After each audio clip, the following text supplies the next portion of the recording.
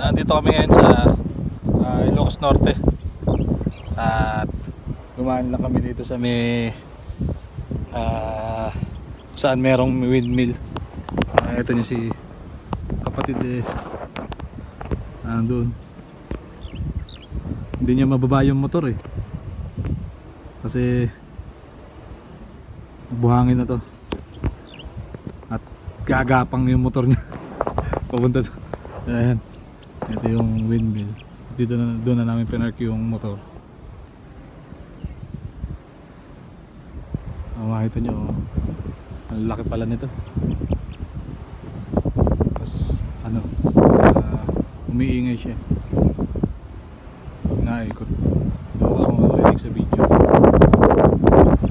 So ayan, picture lang kami dito tapos punta na kami dun sa Pagudpud. Doon yun. Ayan.